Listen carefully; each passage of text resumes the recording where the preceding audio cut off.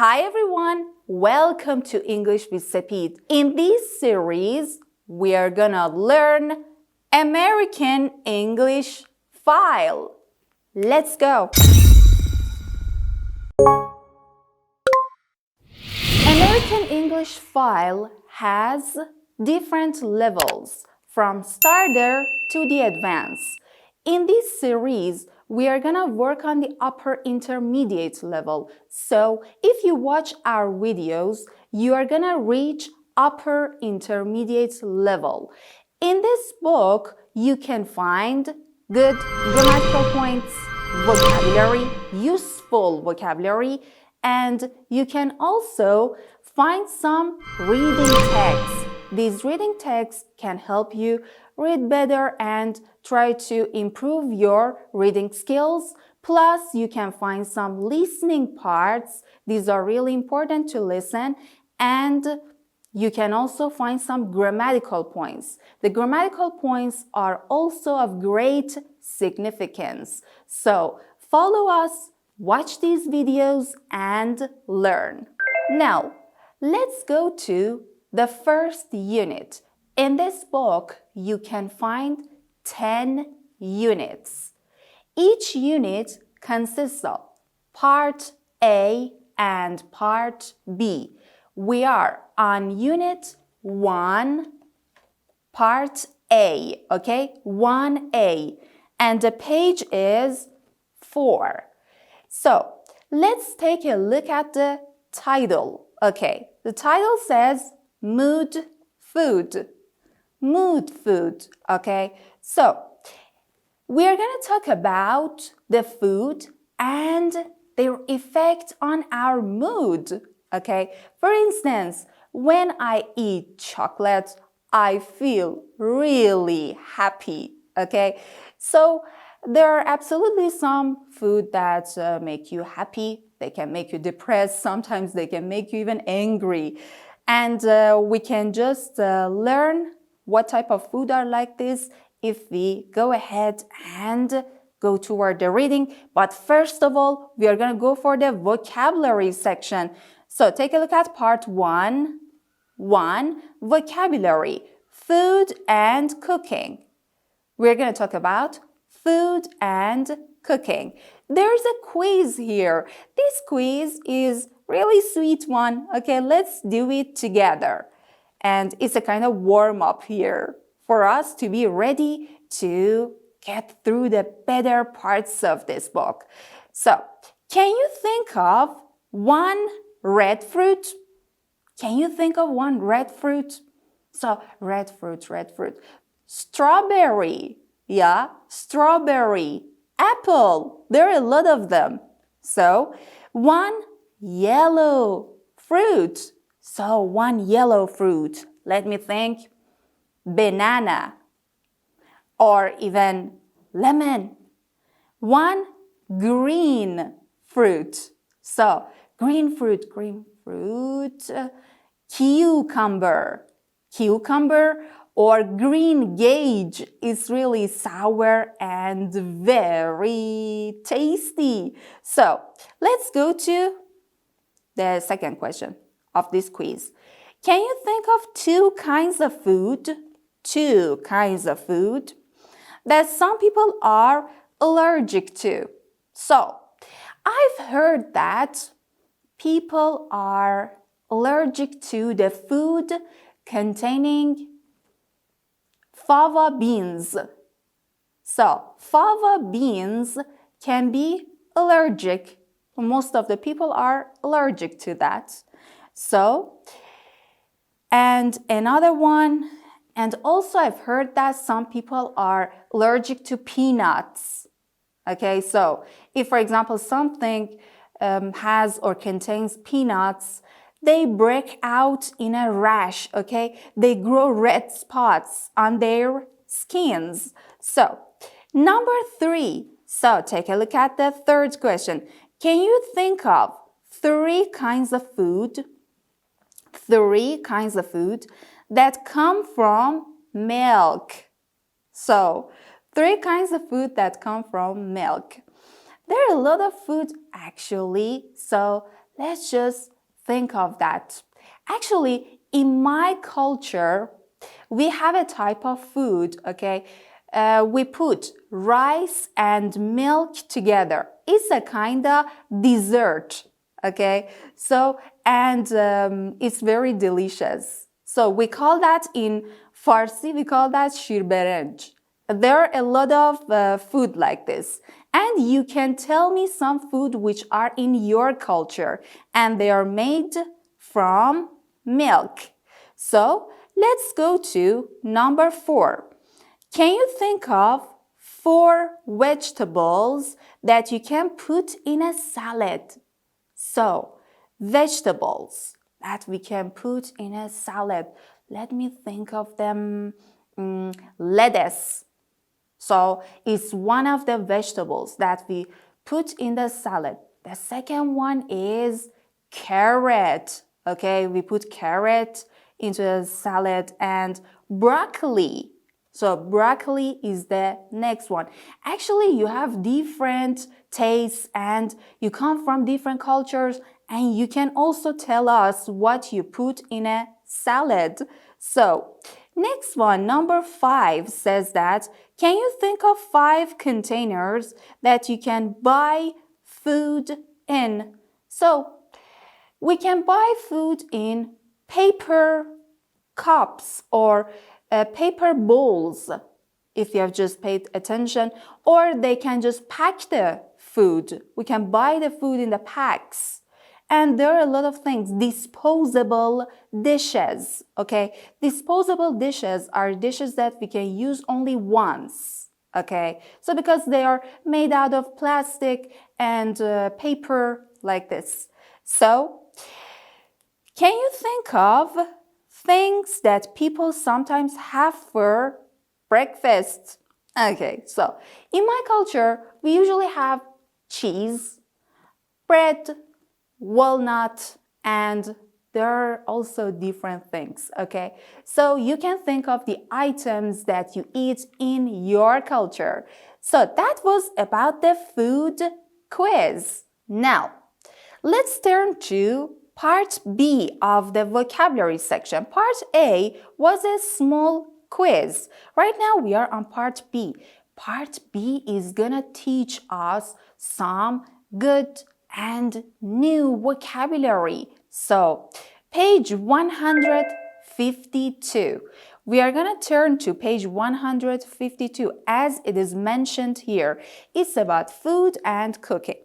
Let's turn to this page. So, here, there are some food groups. You see some categories. They are categorized and I will read this food, the name of this food for you, and you're gonna guess which vocabulary belongs to which number.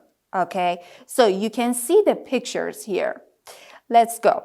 Match the words and pictures. Fish and seafood.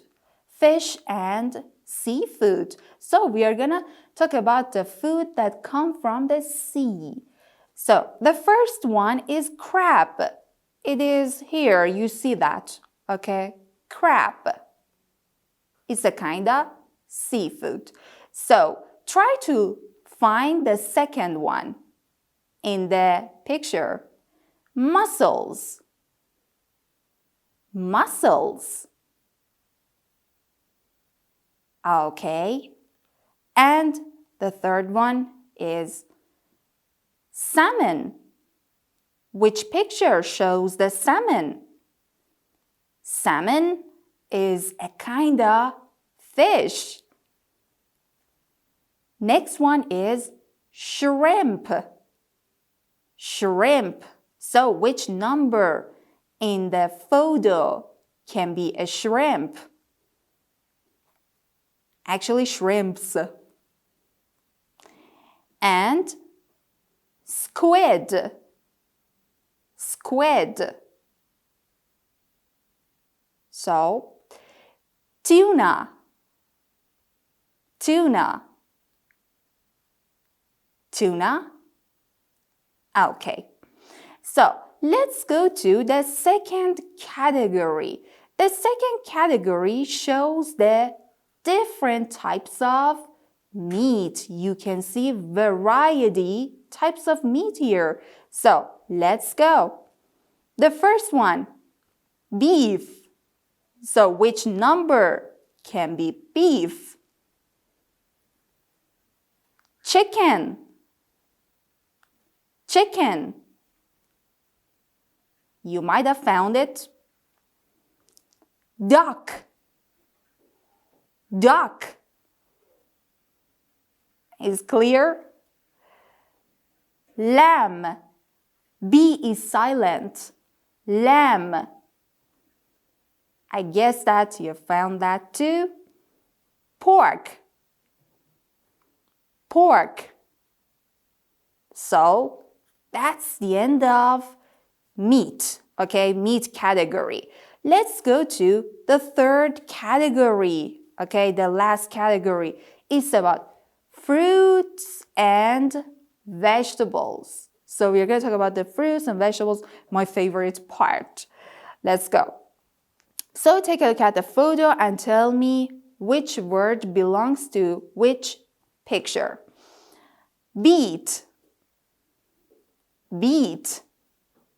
Beet has a very beautiful color, especially when it is cooked. Cabbage. Cabbage. Cherries. Cherries.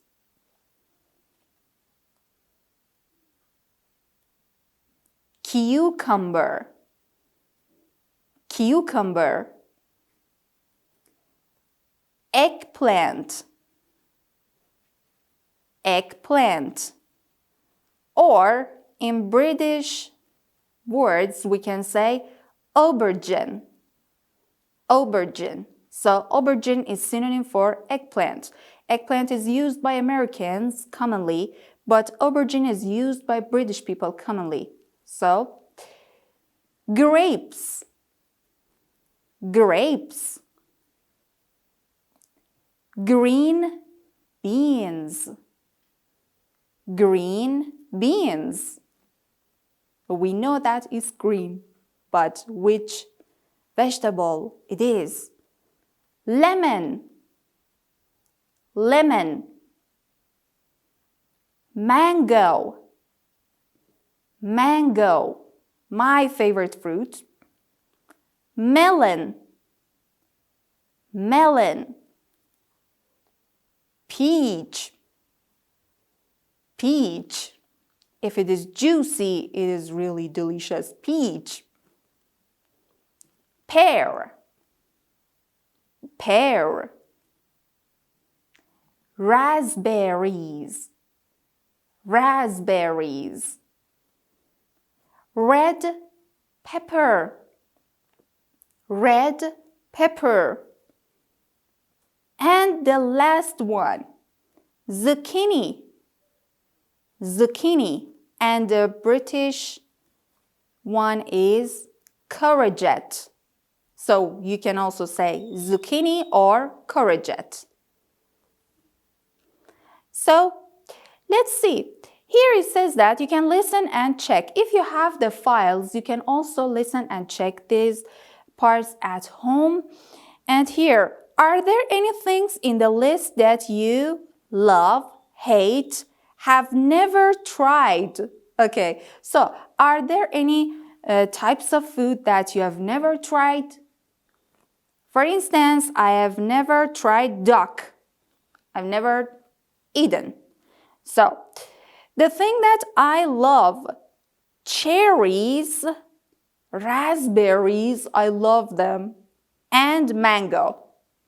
About the fruit. So, about something that you hate. I think there isn't anything here that I hate, okay?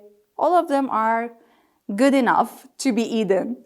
So, here says, are there any other kinds of fish, meat, or fruits and vegetables that are very common in your country? So, In my country, about I can say that we use a lot of basil. Okay, it's a kind of vegetable that we use a lot. Okay, we can just eat it with kebab. It's really delicious. Basil.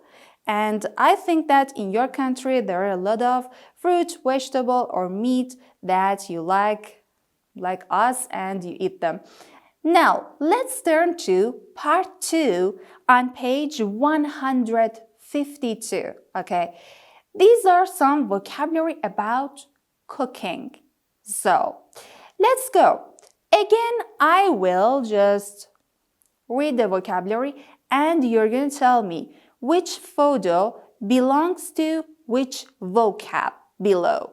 Okay, so boiled. Boiled is number 4. Boiled. It means, for example, we put the food in water and we let it cook. So that item is boiled, like boiled eggs, boiled potatoes. So let's go to the next vocab, roasted. Roasted. So which one? Roasted. Think about that. You might have found. Okay. And now we are going to go to the third vocab, baked. Baked.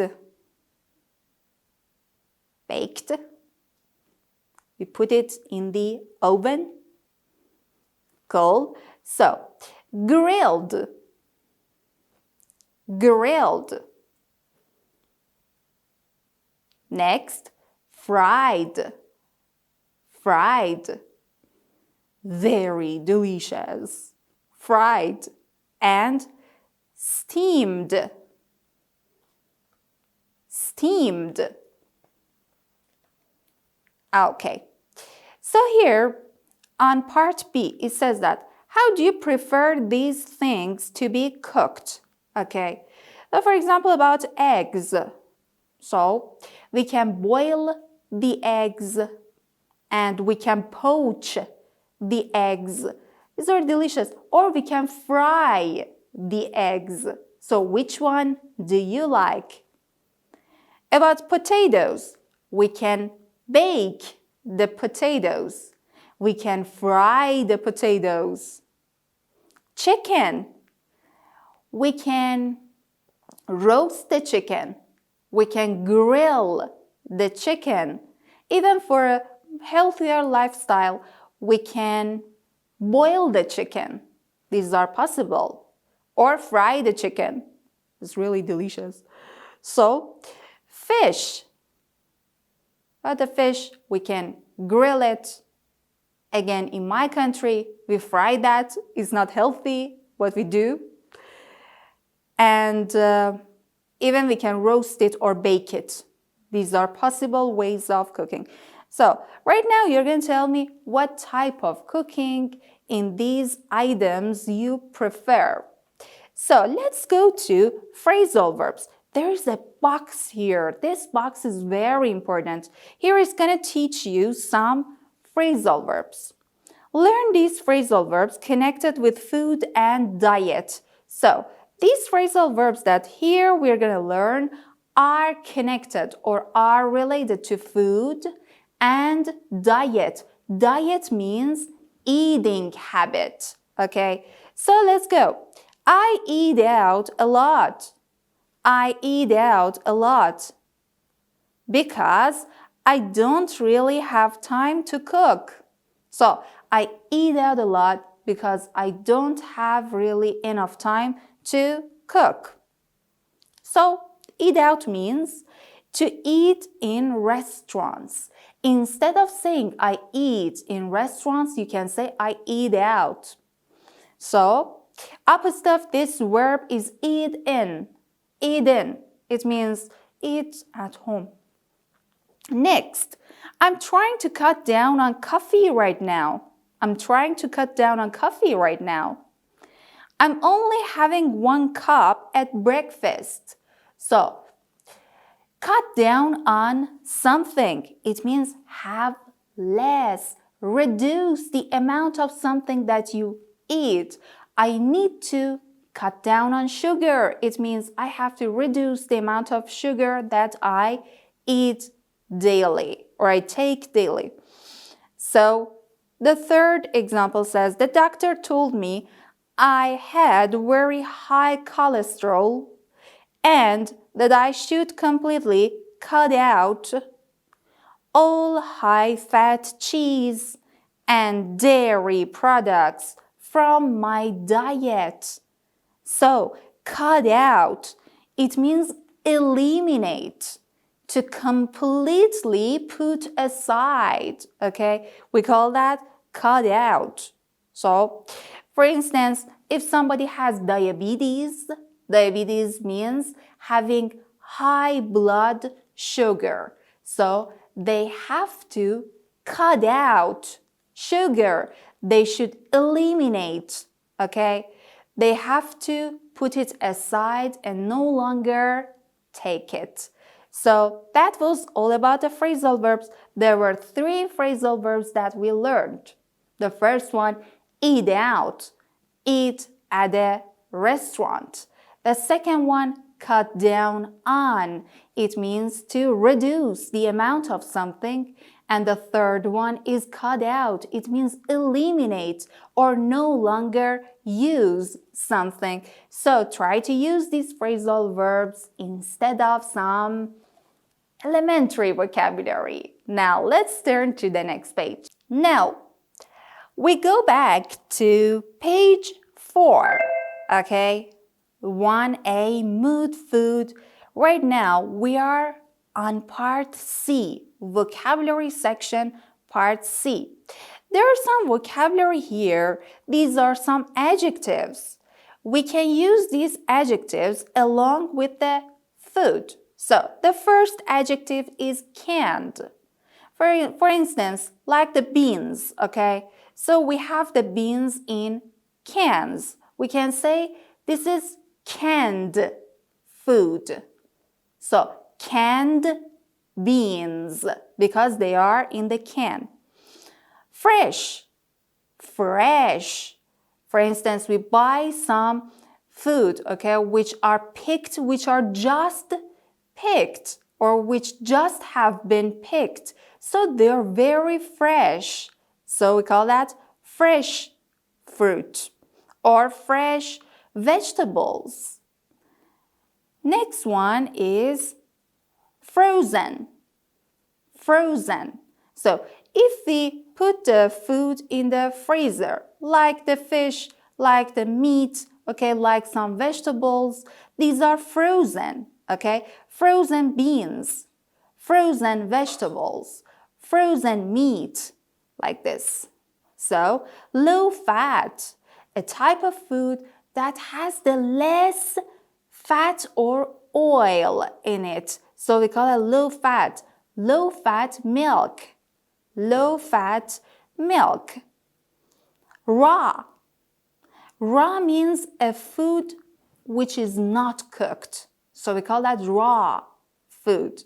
For instance, I love eating raw vegetables in salad. Raw vegetables. Spicy.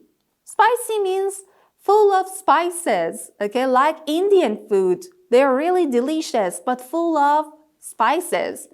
Takeout.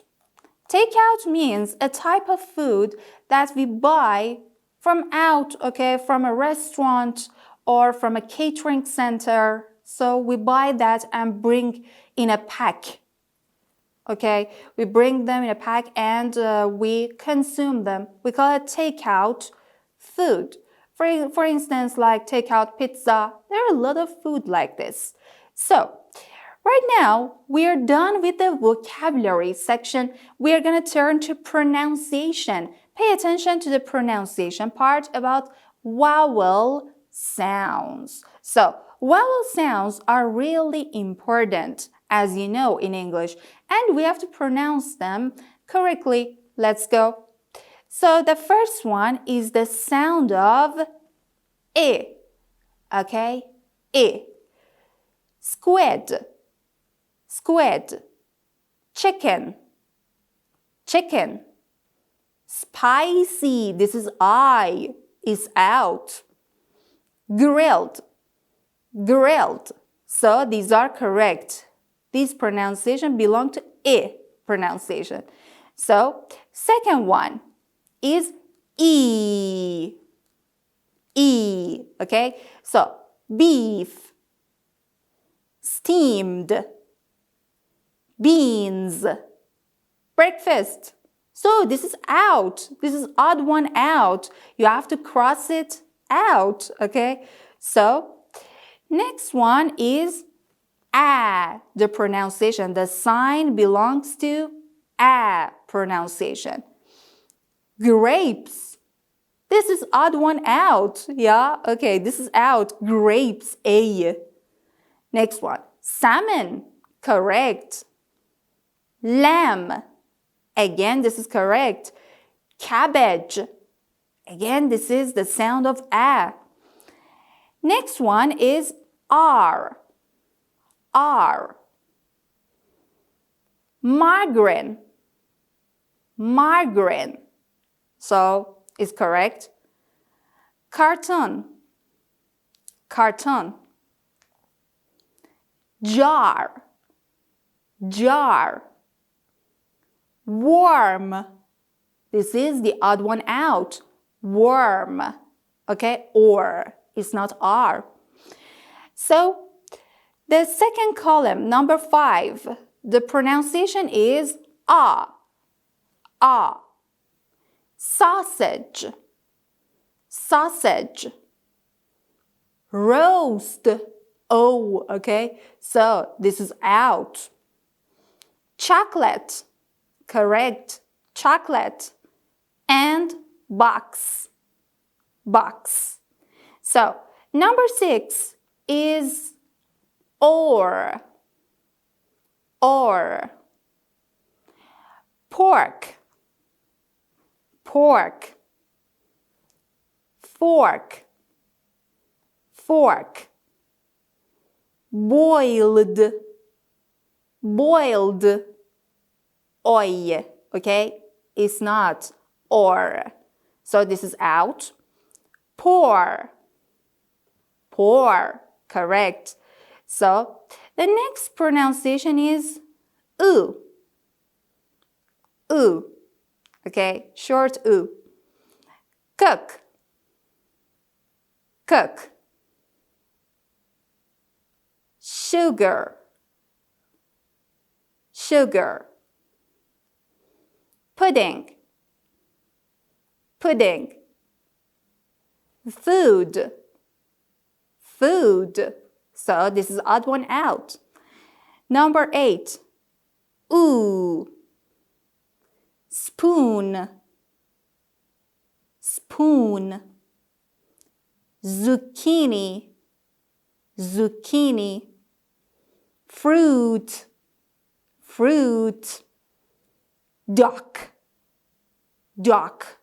This is odd one out. You can also listen and check. So we cross them out, cross the odd ones out, and pay attention to the pronunciations. Let's turn to the next part. On page 4, there is part 3. It consists of listening and speaking part. According to what you learned on part 1 and 2, you can answer these questions. Okay, so these are about the speaking parts. You can answer them, test yourself, see whether you can answer these questions very well or not. Actually, I know that you're gonna answer them really well. And also, there's a kind of listening part below. You can listen to the track, which is concerning this part, and you can answer the questions of this part. You're gonna say, Speaker A is talking about which question above, okay? For example, says that Speaker A is talking about the question 4. Question 4 here says, when you eat out, do you usually order meat, fish, or vegetarian? Okay, so this consists of this. And you can just listen and answer for B, Speaker C, D, and E. Now, let's turn to Next page, page 5. There is a very important part here. We are gonna go for the reading section. Reading section, just take a look at the title of that, Mood Food.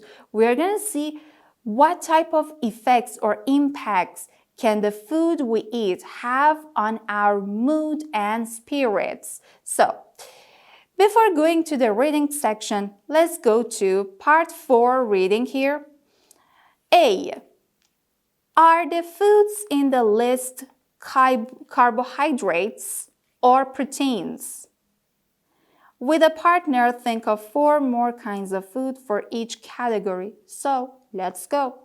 Cake, carbohydrate.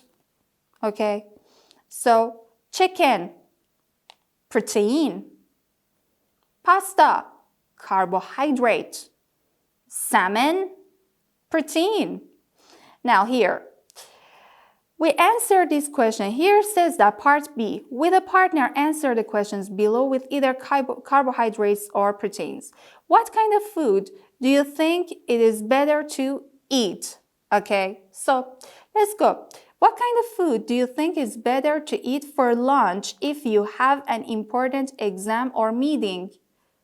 What type of food is necessary? The food which contain carbohydrates or proteins? Okay, so you're gonna just answer this question. What kind of food do you think it is better to eat for breakfast?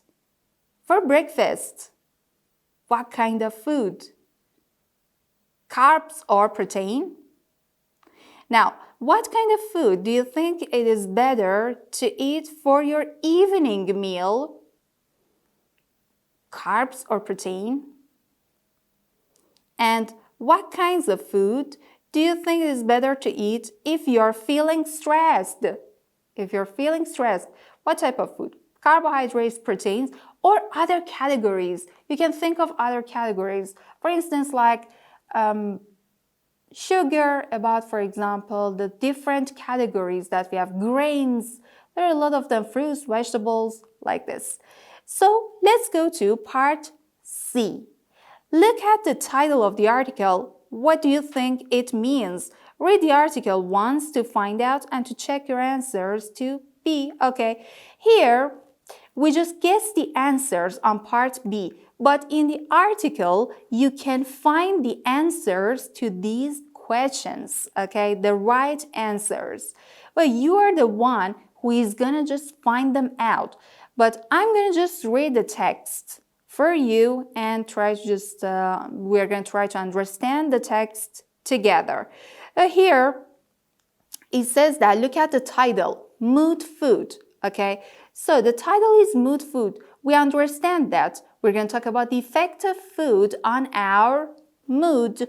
I told you beforehand. Okay, so let's go to part D before going to the text. Here it says, read the article again. Then with a partner, say in your own words why the following people are mentioned.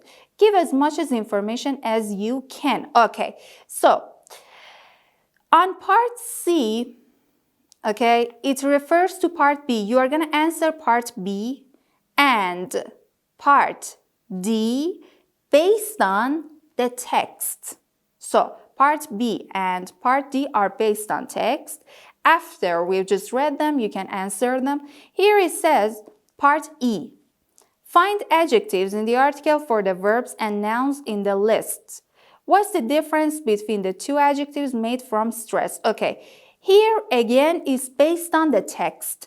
After we read the text, we can do part E either. Okay, so let's go to the text. I will read it for you and you're going to listen carefully in order to find out the information needed on part B and part D, okay? Afterwards, we can do part E together. So let's go.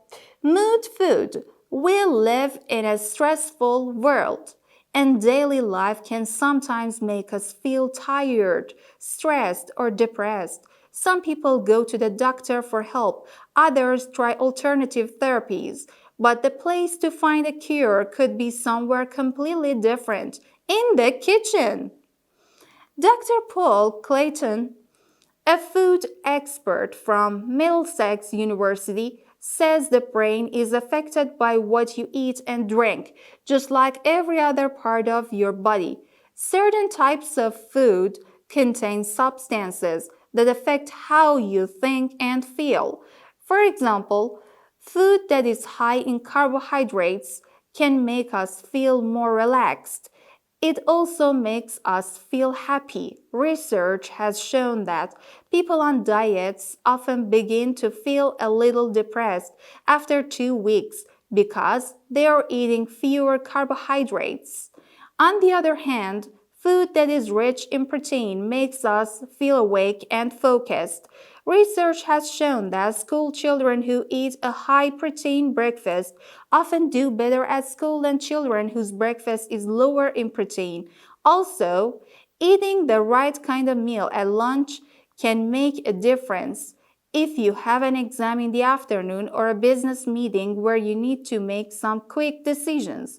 In an experiment for a TV show, 2 chess players, both former champions, had different meals before playing each other. Paul had a plate of prosciutto and salad, full of protein from the red meat, and his opponent, Terry, had pasta with a creamy sauce, full of carbohydrates. In the chess match, Terry felt sleepy and took much longer than Paul to make decisions about what moves to make. The experiment was repeated several times with the same result. Another powerful mood food could become a replacement for some medications doctors prescribe for stress. In a study, Swiss researchers discovered that eating one dark chocolate candy bar, about 1.4 ounces, had beneficial effects on highly stressed people. Not only did eating the dark chocolate help reduce stress, it was also shown to improve mood and reduce high blood pressure. Why does chocolate make people less stressed? First, it causes the body to reduce the level of the stress hormones, cortisol. Second, it reduces the fight or flight hormones, a hormone that makes people want to start a fight or run away when they are very stressed. In addition, it contains other compounds that lower blood pressure and improve your mood. These 3 things, along with its delicious taste, make chocolate a powerful mood changer. So, let's turn to the box below. Mood food. What the experts say. Blueberries and cocoa can raise concentration levels for up to 5 hours. Food that is high in protein helps your brain to work more efficiently. For relaxation and to sleep better, eat carbohydrates, dark green vegetables. For example, cabbage and spinach and oil fish.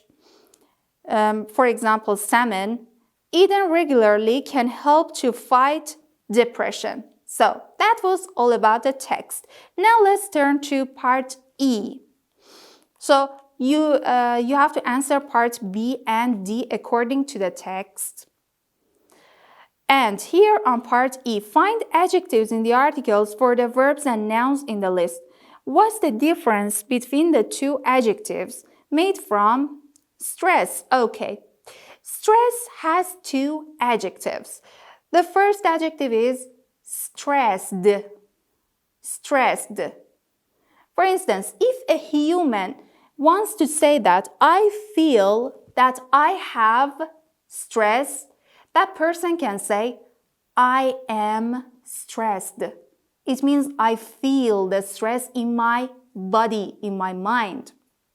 But stressful is the second adjective which is derived from the word stress. So stressful means the situation which gives you the stress. For instance, the class is stressful, okay? The competition is stressful. I cannot say I am stressful, okay? So, because if I want to express that I have stress, I should say I am stressed. But the class is stressful, like this, the situation. My job is, which one? Stressed or stressful? Stressful. Okay. So the next verb is relax. Relax. You can say relaxing. For example, some places, okay, the coffee shop is relaxing. Or I am relaxed. It means I feel relaxed. So wake, awake. She is awake. Sleep, sleepy. Sleepy is the adjective. I am sleepy. It means I feel like sleeping. Power, powerful. Powerful is the adjective. Benefit, beneficial. Beneficial. You can find all of them in the text that I have read. Okay, so here it says that on part F, ask and answer the questions with a partner. Right now, you're going to work on these questions, okay? Based on the things that you've read, you can answer these questions and put the things that you've learned into practice. Don't forget to practice because it's really important. Now, let's turn to part 6 on page 7, grammar part. The grammar part is about simple present and present continuous, about action and non-action verbs.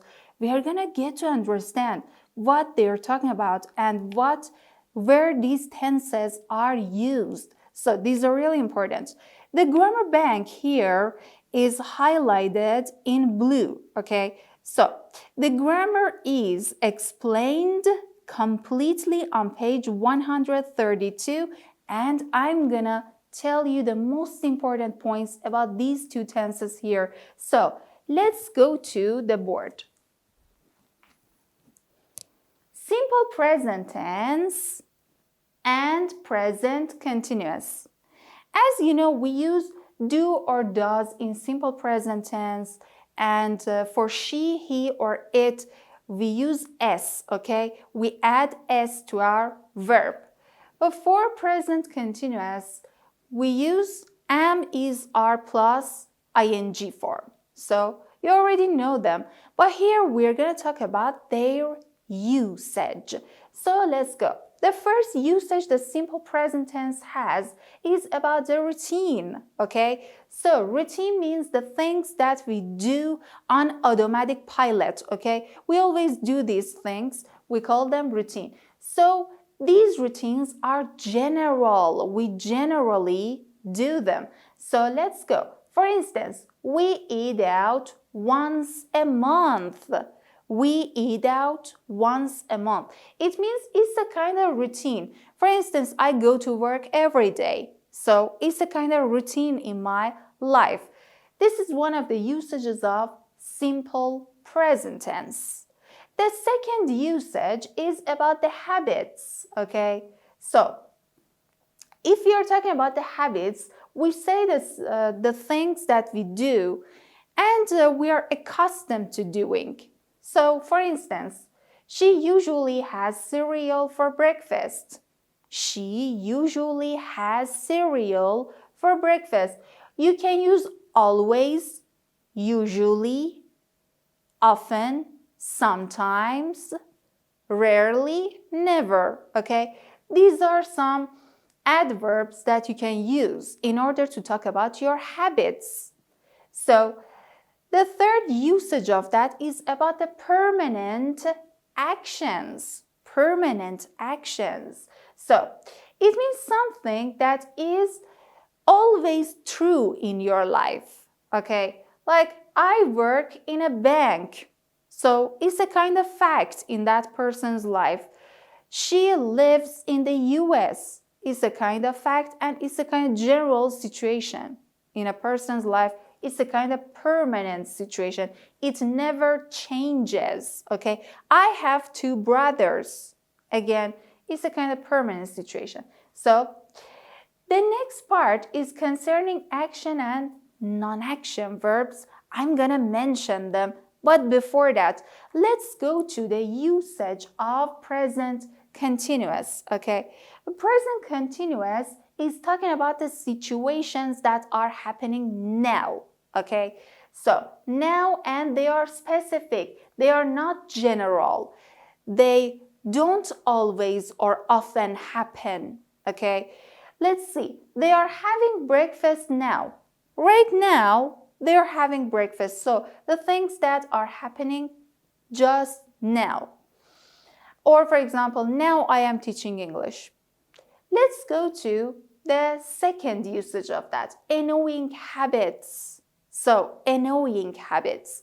Here we said that in simple present tense, we have the habits, normal habits.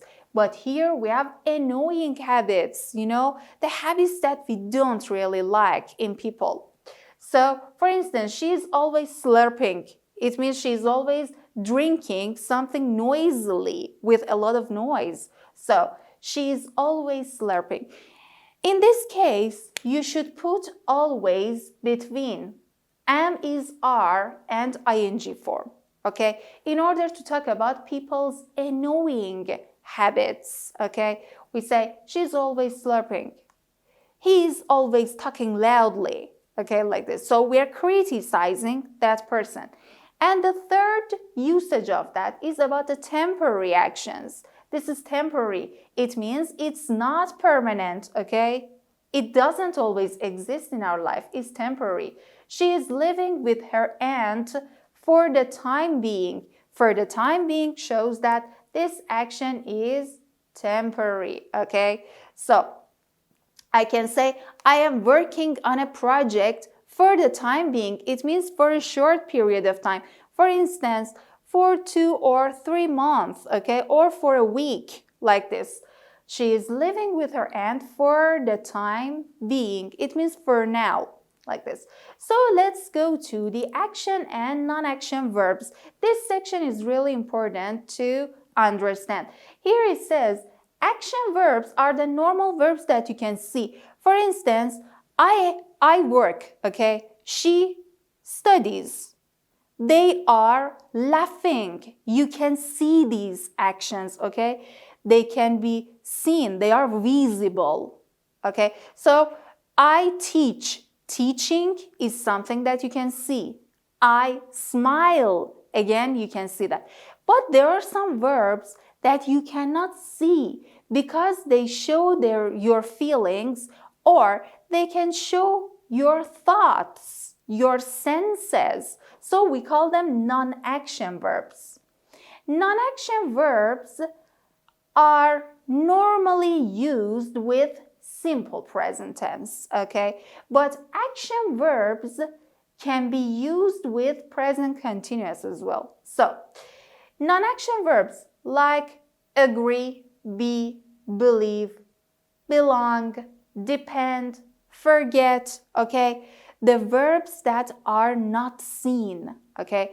For instance, think, love, hate. You cannot see them because they are the thoughts or our feelings, like this. Here, okay, here, like this.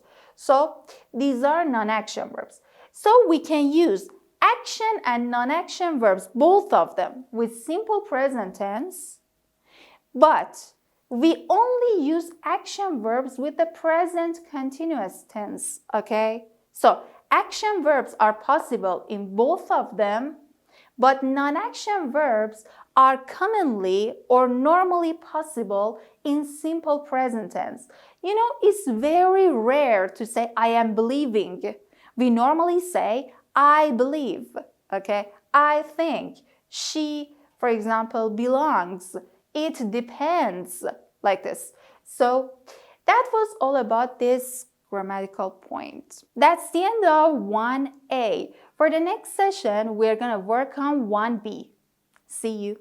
Hi everyone, welcome to English with Sepid. Today we are going to work on American English File 3. So we are on Unit 1, Part B, 1B, okay? Page 8. Let's go. Family life. We are going to talk about family and we are going to learn a lot of vocabulary about family. plus grammar. There are a lot of things to be learned here. Let's go. So here on part B, vocabulary section, okay, vocabulary section, part B. There are the titles that we give our family members, okay? So, a father and a parent. So, father, you know that. Dad is the informal word for it. Parent. Parent can be a mom or a dad, both of them. And if you want to consider them like two people as the same, we can say parents. So, parents. My parents are very kind. It means my mom and dad are really kind. So, next is a mother. You know, mother, okay? The informal word is mom. And a stepmother. A stepmother. Stepmother means, for instance, after two people get divorced, mom and dad get divorced, okay? So what happens? Dad marries another woman. So that woman is a stepmother to you. So we call it stepmother. Next is a brother and a brother-in-law. Okay, you know brother, so, and brother-in-law. For instance, I get married and the person whom I get married to is my husband. My husband has a brother. His brother is brother-in-law to me. Okay, so brother-in-law. Next is a grandfather. Our mom or dad's father is called a grandfather. And a great-grandfather. Okay, this is a kind of ancestor to us. So great-grandfather. It means my mom's or dad's grandfather, who is a great-grandfather to me. So, next is a nephew. A nephew. My brother or my sister. Okay, one of them. They have a son. Okay, both of them can. For example, either can be my sister's son or my brother's son. We call that child nephew. Okay, the child must be a boy. And a niece.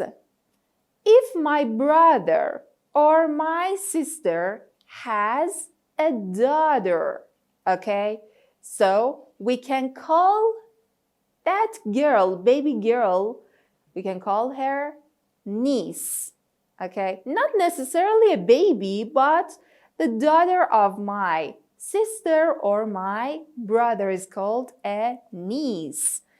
A child, you know, child. The synonym for that is a kid. And an only child. If I don't have any brothers or sisters, I'm an only child in the family, okay?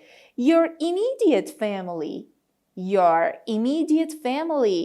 consists of your mother, your father, and siblings, brothers or sisters, immediate family. And extended family, it means a very large family. It consists of your aunts, your grandmother, grandfather, okay, grandparents. So, and there's a very big family. We call that extended family.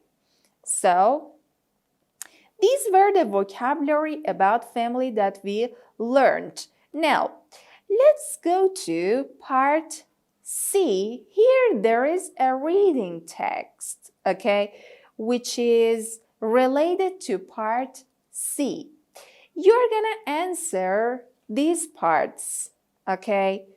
Number 2 to 5, okay? There are some points here. Number 1 has been answered, okay? But you're gonna answer this part and put these percentages here. And afterwards, in part D, you can listen and check your answers, whether they are correct or not. It's a kind of text about the family. So let's go to the text. Changing for the better. Changing for the better. Let's go. Family life is changing in the US, but not in the way we might think. The results of several different US surveys expected to find that family relationships were suffering because of the decline. Decline means decrease in traditional family structures. So, the traditional family structures are on a decline. Let's go and see what's happening. However, some of the results were very surprising. So, you're gonna see some results here which are really surprising. So, 32% of young adults under 25 and 10% of adults 30 to 34 still live at home with their parents. Wow, they live at home with their parents. That's it. Let's go to the next part. 43% of families eat together every day. They eat together every day. So that's a good habit. They have the ritual of mealtime. They follow the ritual of mealtime. Ritual means something that we do as a habit. So, ritual, ritual. So, 33% say they have the TV on during dinner. Cool. But during the dinner, watching TV, is it a good habit or not? I cannot decide really. Okay, sometimes it can be. Next is 50% think a new baby in the family brings more happiness. Wow, a baby can bring happiness. So I side with them. Side with them, it means I agree with them. S-I-D-E, side with somebody. Next, 49% of adults are happy and enjoy their lives without a lot of stress. Cool. And number 2, you are going to complete that based on the percentages on part C on page 8. Okay, so let's go. Of adults are not happy and have a lot of stress or worry in their lives. Yeah, adult life is really difficult. It's full of stress and pressure. So, number 3, again, you're going to complete that. Of teens feel close to their family. So, the teens feel close to their family. It means they think that they have a good relationship, they can get along with their families. Next is, of teens want to spend more time with their parents. Yeah. And of parents stay connected with their children on social networks. Of parents worry about what their kids post on social networks. 40%. Wow. 40% of parents worry about what their kids post on social networks. Yeah, it's a huge worry, yeah, isn't it? And next is 17% of elderly women live with a relative such as a daughter, daughter-in-law, or grandchild. That's it. So these were some surprising results that we can see in the families. Okay, now take a look at the photo above. There's a photo above. There are 3 photos, not 1. Okay, so let's go to these photos and analyze them a little bit. So the first photo is a family get-together, okay? They have an alfresco meal. Alfresco meal means eating outside in open air, okay, areas. So we call that alfresco. A-L-F-R-E-S-C-O, alfresco. So next photo, what's happening here? Are they having an argument? The parents? I guess they are discussing something, okay? And the last photo, you see a grandchild and the grandma. The grandma is trying to spend some time with the grandchild. That's great. Okay, so these were the photos here. Now, let's go to part E. These are the speaking parts. I want to read these parts and you are gonna speak about them, okay? Record your voice and check your voice afterwards, whether you have some mistakes or not. You can have it checked by your friends, okay? If your friend's English is better, you can have it checked by her or him. That's it. So let's go. Do you think that families should have a meal together every day? Do you think that ritual of mealtime is good or not? Children should leave home as soon as they can afford to. Do you think that is a kind of good idea? If they can afford, if they have the money, they should leave home. Okay, so you're going to discuss this item. Parents and their teenage children should spend a lot of time together. Okay, that's a good point, I guess, but you should just say or state your opinion about that. Parents should be friends with their children on social networking sites. So, for instance, on Instagram, on Twitter, the parents and their kids can be friends. Okay, send some texts, send photos, share some different things like this. So, elderly parents should live with their children when they are too old to live alone. Okay, for instance, if your parents get old, okay, they're over the hill, so they can join you and live with you. Is it a good idea?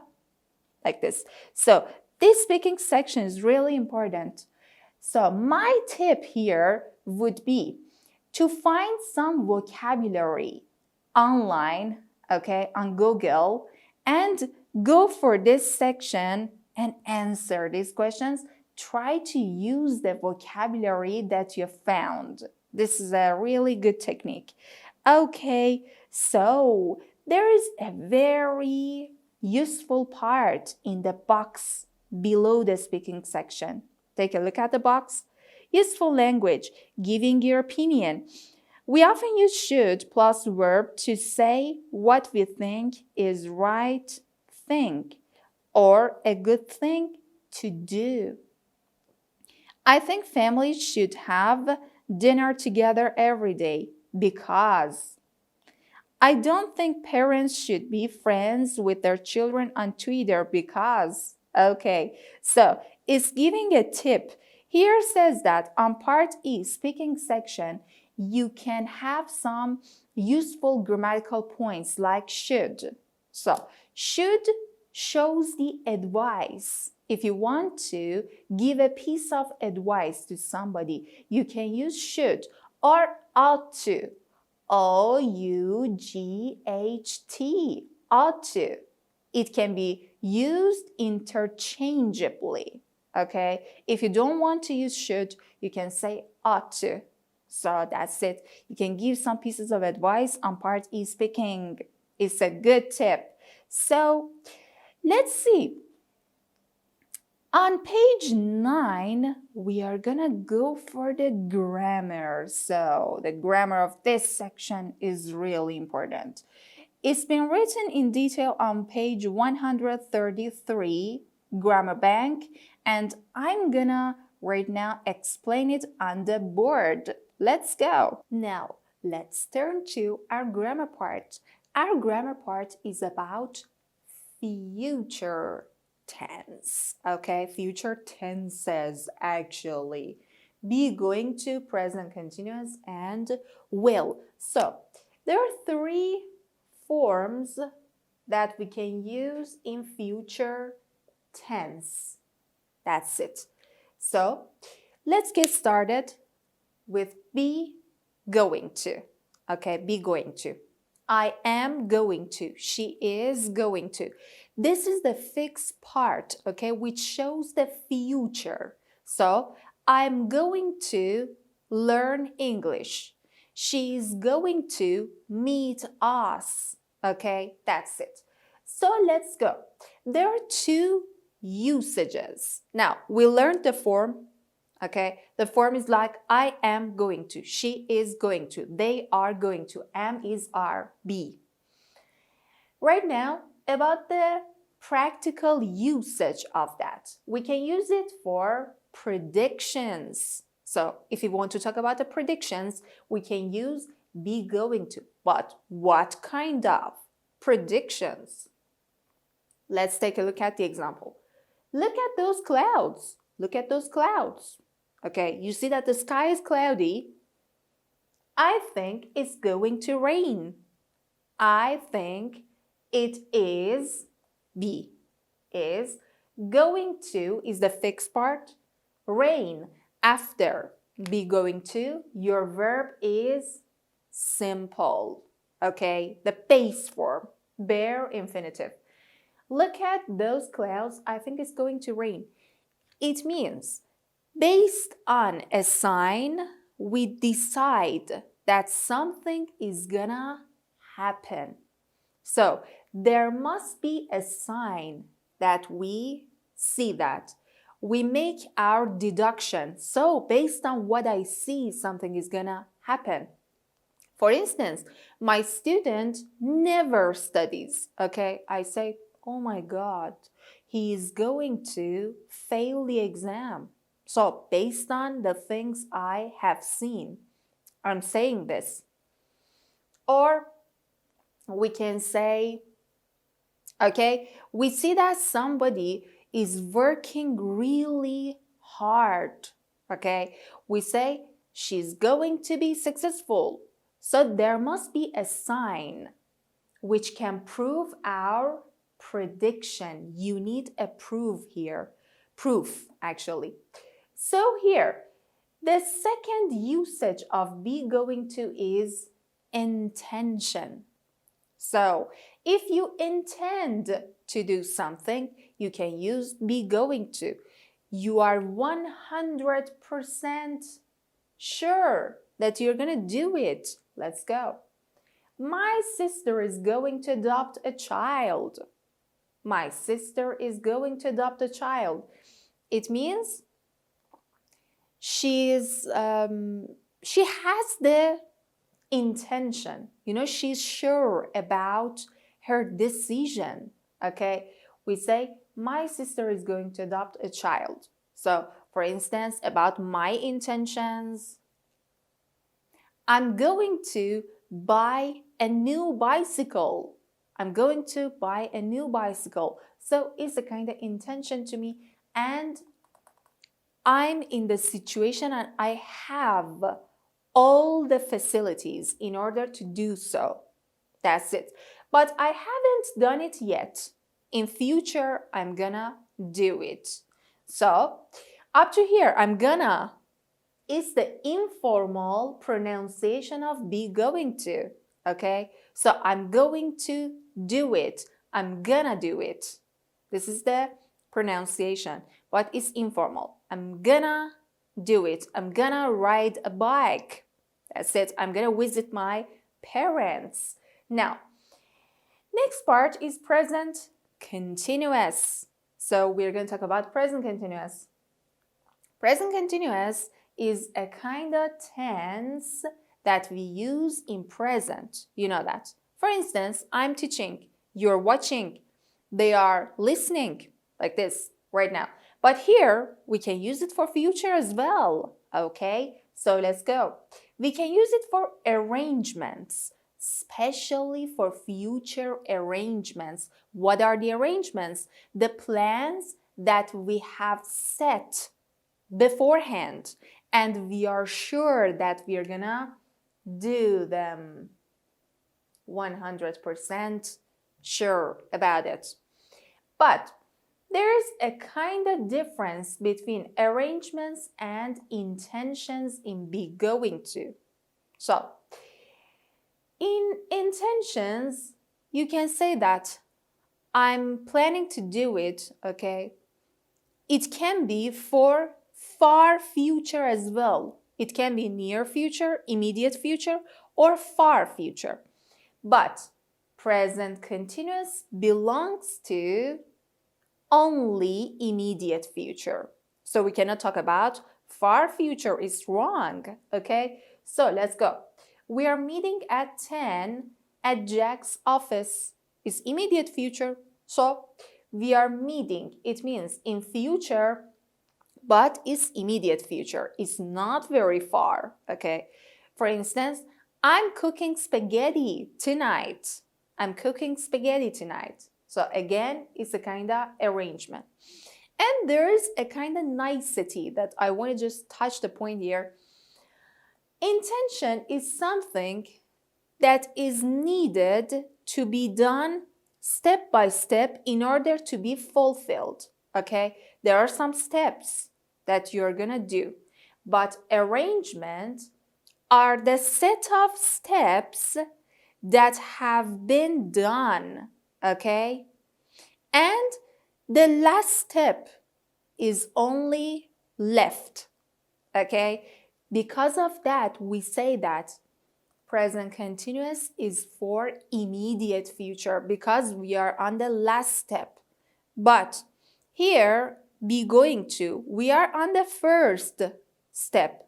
We should just pass the steps in order to fulfill the task. So that was the nicety about that. Let's go to the next point. Will. We can use will for future. Okay, let's take a look at one of the usages of them. Let's start from the last part. Prediction. We are going to talk about the prediction. So, you might be familiar with prediction on this board. Prediction here. We have that, okay? So, prediction is like this in will. Let's go. First of all, let's just learn the grammar. You will, this is the short form of that. After will, you have the simple verb, okay? So, let's go. You love New York City. You love New York City. It means this is my prediction. This is my personal thought or opinion. That's really important, okay? So, right now, we figure out a difference between prediction here, prediction of will, and prediction of be going to. If you're talking about prediction and you are using will, you are stating that it's your personal thought. You cannot prove it, okay? But in be going to, it's based on some signs and you can prove it. So let's see. Here, for instance, I can say, she won't be successful because I hate her. That's it. It's based on a personal thought because I don't have any other proof that shows that she's going to be unsuccessful. So it's only a kind of feeling inside me. But here, she isn't going to be successful because she doesn't do any homework, okay? So it's based on a sign. Pay attention. That's it. That was about prediction. Right now, these were the differences that we were discussing. Now, we are going to go for other usages of will. So, the first usage here, instant decision. For instance, you are at a restaurant, you wanna order something. You can say, I'll have the steak. So you are not planning anything before. You are not deciding beforehand. It's not like going to and present continuous because they are based on plans. But here, will is based on some instant decisions, okay? For instance, we are at the market. My friend doesn't have any change or doesn't have any money. I say, okay, I'll pay for it. That's it. So I'll pay for it. It means it's a kind of instant decision. At that moment, I decide to help somebody. Next is promise. Promise. I won't tell anybody where you are. I won't tell anybody where you are. So I promise. It's okay. You can say, for example, I promise I won't. But if you don't say the word promise again, it shows that you're promising something. For instance, my mom goes away for a week and I say, I will take care of your flowers. I promise that I will take care of her flowers. So we can use it for promise. And next is offer. I'll carry that bag for you. So my bag is really heavy and somebody sees me and say, okay, I'll carry that bag for you. It means it's a kind of offer. It's like asking, but inside that. It's not a question form, but it's a kind of request. You say, I'll carry that bag for you. And I would say, of course, I'll be happy like this. So, or I say that, oh my God, my phone is going off or is turning off. And after that, my friend says, okay, don't worry, I'll call your mom and tell her about it. I'll call your mom and tell her about it. Offer. And I say, I'd be really thankful if you do so. Like this. So, future fact. I'll be home all afternoon. It's a kind of fact. I don't have anything to do. Okay? Or it's a kind of weekend. I can say, I'll be home all afternoon. Or tomorrow at 8 o'clock, we will have an exam. Again, it's a kind of future fact. It's going to happen in the future. So, and we talked about the prediction. This was all about the future tense. Try to use them, take notes in your notebook, and do the tasks in your book, American English File 3. Let's go to the next section. So, after learning grammar, right now, it's time to activate that. But before this, we are going to go to page 9. Take a look at page 9. On pronunciation, part A, okay? In the box, it says that try to make the parts that are very important information bold in your speaking, okay? By giving rhythm to your speaking is really important. So let's go to part A and read these sentences. Here it says, are you? Okay? I don't say, are you? Okay, it's wrong. So I say, are you? Like this, because it's something normal. Are you? But here, these two information which are in bold, they're really important, which are highlighted. They're really important. Are you coming home for dinner tonight? Did you pay attention? Are you coming home for dinner tonight? So there's a kind of rhythm in the speaking. No, I'm going out with my friends. So again, rhythm, like intonated form is really important. What are you going to do in the summer? Again. And we're going to rent a house with my sister and her husband. So it's really important, if you're giving the rhythm to your speaking, your listener is gonna be really sharp and she or he's gonna listen to you, okay? You're gonna keep the listener focused on your speaking. Do you think they'll have children soon? I don't think so. I don't think so. Not for a few years anyway. Again, there is a kind of rhythm in your speaking. So it's really important to keep your listener interested. So if you speak like flatly, okay, or you speak flat, it's gonna make your listener bored. So it's better to speak in intonated form. Let's see. On part C, you can activate the grammatical points that I taught you. So let's take a look at some of the examples here. Are you having dinner with your family tonight? It's asking about your arrangement. You're going to answer that. And you're going to describe what type of dinner is it going to be, okay? So, or is anyone in your family getting married soon?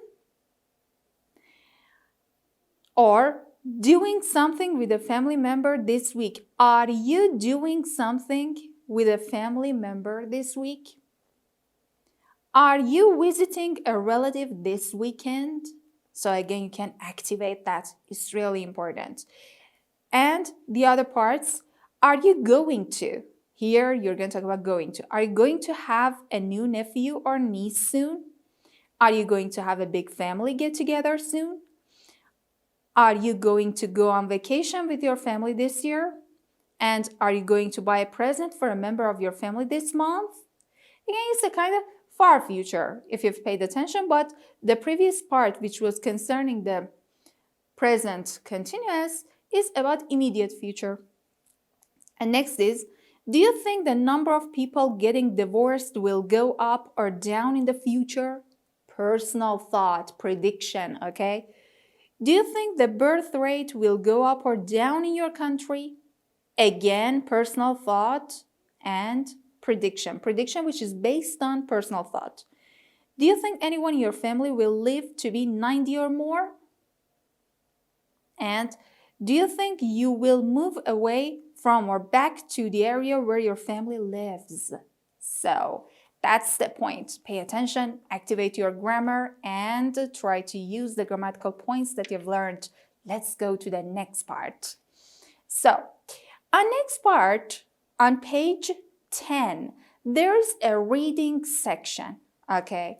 So, there's a very important exercise here on part D. There are highlighted vocabulary here, and you are going to find the highlighted vocabulary and answer this part, okay? So these are the definitions. On part D, you see definitions of highlighted vocabulary in the text. First of all, I'm going to read the text, and then we're going to find out the highlighted vocabulary which suit best here. Let's go. The younger brother, novelist Tim Lott. Rivalry between brothers is normal. Rivalry, competition. But there was a special reason for the tension between us. Tension, it means a kind of pressure, argument. I was very ill when I was born and spent 3 months in the hospital with my mother. My brother did not see her at all during that time because he went to stay with an aunt. When our mother returned home, it was with a sick newborn baby who took all the attention. No wonder he hated me, although if you ask Jeff, he will say that he didn't. We remember things differently. My brother and I were completely different. We shared the same bedroom, but he was neat and I was really messy. He was responsible. I was rebellious. It means a person who never obeys the older people. We call that rebellious. A person who wants to have his or her own way. So, he was sensible. Sensible means logical. I was emotional. It means full of feeling. I don't have any positive memories of our childhood together. Though there must have been good moments, Jeff says. We used to play cowboys and Indians, but I only remember him trying to suffocate me under the bed covers. Suffocate means to leave somebody breathless by putting something on their mouth or nose, like this. We call that suffocate. For instance, choke. To just make somebody breathless by holding your hand under their throat. So we call that choke, but this is suffocate. My relationship with Jeff has influenced my attitude toward my own four daughters. If the girls fight, I always think that the younger child is innocent. It means not guilty. But the good news about brothers and sisters is that when they get older, they value each other more. Appreciate. Value means appreciate. Jeff is now one of my best friends, and I like and admire him greatly, for better or for worse, in good days or bad days. We share a whole history. It is the longest relationship in my life. Cool. Let's go to the next text. The only child, journalist Sarah Lee. I went to boarding school when I was 7. Boarding school is a kind of school that you can stay there, sleep in its dormitory like this. And the hardest thing I found was making friends because I was an only child. I just didn't know how to do it. The thing is that when you are an only child, you spend a lot of your time with adults, fully grown people. And you are often the only child in a gathering of adults. Get together means gathering. Your parents go on living more or less the way they have always lived, only now you are there too. I found being an only child interesting because it gave me a view of the world of adults that children in a big family might not get. And I know it has, at least partly, made me the kind of person I am. I never liked being one of a group. For example, if I have to be in a group, I will always try to go off and do something on my own or be with just one other person. I'm not comfortable with being one of a gang, group of friends, we call that gang. My parents are divorced now, and my mother lives in the US and my father in the UK. I feel very responsible for them. I feel responsible for their happiness. I'm the closest relative in the world to each of them, and I am very aware of that. It means I fully know that. Okay, based on the vocabulary which are highlighted in the text, you can complete part D, okay? These are the definitions of the vocabulary. For instance, number 1, ill. In highlighted part, sick is correct. So that's the point. And let's turn to the next part. Now, on the last part of this session, we are gonna turn to vocabulary, especially the vocabulary which are about personality. Okay, so let's turn to page 153 in order to analyze the vocabulary here. So the vocabulary here are about personality. Mostly they are adjectives. Let's learn them. Part 1, what are they like? It means, what's their personality like? Let's go. Affectionate, affectionate, kind and compassionate. Aggressive, aggressive, very angry. Ambitious. Ambitious, a person who looks for high ranks, okay? Sets his or her eyes high. Anxious. Anxious, very worried. Bossy. Bossy, a person who orders people. Bossy. Charming. Charming, very attractive. Competitive. Competitive, it means a person who loves competitions. Independent. Independent, a person who relies on herself or himself. Independent. Jealous. Jealous, it means envious. You have the red car. I have to have that red car. Why do you have it? Moody. Moody, a person who is not stable, who has mood swings. Rebellious. Rebellious, a person who is disobedient and never listens to others. Reliable. Reliable, it means a person who is dependable, you can trust. Selfish. Selfish, it means self-centered, a person who thinks only about himself or herself, not others. Sensible. Sensible means logical.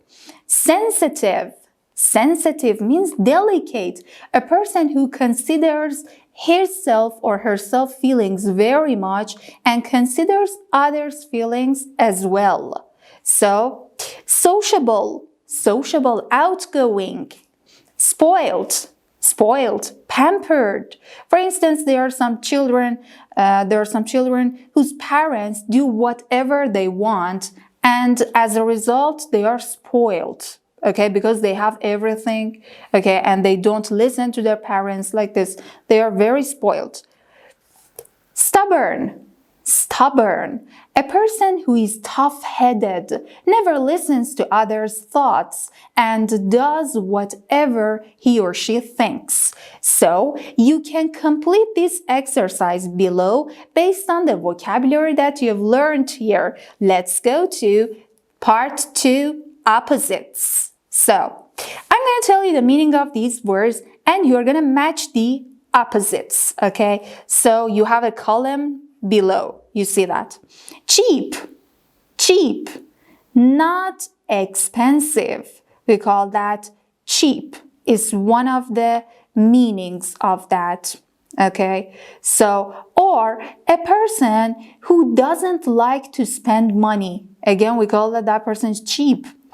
Next is hard working. Hard working. A person who works really hard. Okay, makes a great attempt. Outgoing. Outgoing means sociable, a person who likes to communicate with others in society. Self-confident. Self-confident, a person who is sure of himself or herself. Stupid.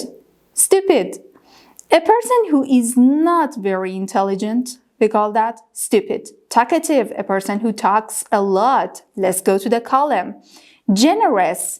A person who likes to spend money, to give others money, or to spend a lot of things or money for others. So, or to share the things with them.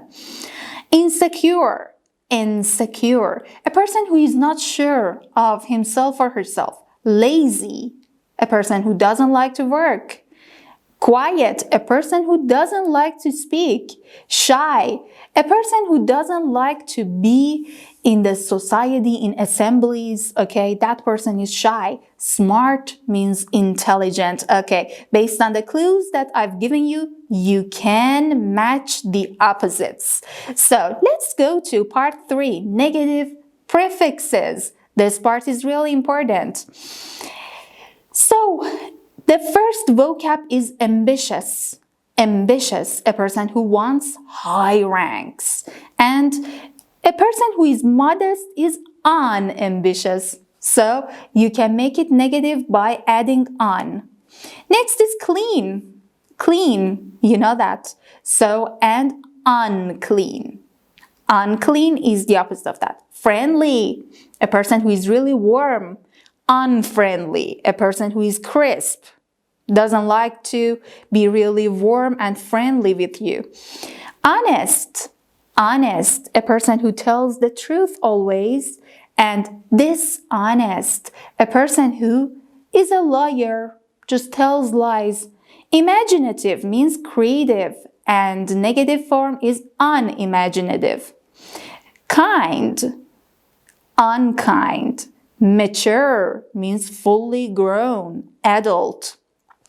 Mature is opposite of that is childish, immature. Okay, double M, immature. Organized means tidy, and opposite of that, disorganized. Patient means tolerant, a person who can tolerate difficult situations. And impatient, I am impatient, a person who cannot tolerate difficult situations. Reliable, a person whom you can trust. Okay, so we call that reliable. And unreliable, a person who is not trustworthy. Responsible, irresponsible, double R. Selfish, a person who is self-centered. Unselfish, a person who doesn't only consider himself or herself, tries to think about others. Sensitive, we said delicate. And insensitive, a person who says that your feelings are not important to me, okay? So that person is insensitive. Sociable and unsociable. So that's the end of this part's vocabulary. Now take a look at this box. In this box, there is a point. It says that pay attention to the meaning of sensible and sympathetic, okay? Sensible means somebody is reasonable, who can make reasonable decisions, who is logical. We call that sensible. And sympathetic means a person who thinks about others' feelings and who can put himself or herself in their situation or in their shoes. A person who can understand others, sympathetic. But in some languages, they are different, okay? So, sensible in French and Italian language, Spanish and French language means sensitive. But sensitive is different. In English, sensitive means delicate, a person who pays attention to his or herself, especially about the feelings, okay, or others' feelings. Sensitive, it means delicate. And sensible means a logical person, a person who thinks based on logic, based on reasons, rhyme and reason. And sympathetic in Turkish language, sempatik, we say sempatik.